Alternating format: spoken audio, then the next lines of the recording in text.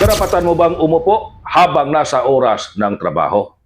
Ako po si Attorney Buin Algono.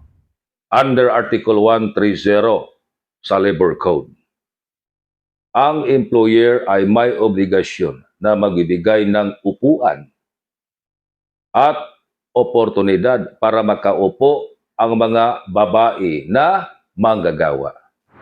Take note, para lang sa mga babaeng manggagawa. Hindi kasali ang mga lalaking manggagawa. Silent ang batas. Kung tayo bang mga lalaki na manggagawa ay may karapatan na bibigyan ng upuan o magkaupo sa oras ng ating trabaho. However, i-apply natin ang occupational safety and health standards na dapat susundin ng employer. Dapat ang employer ay concern sa safety at health ng employee.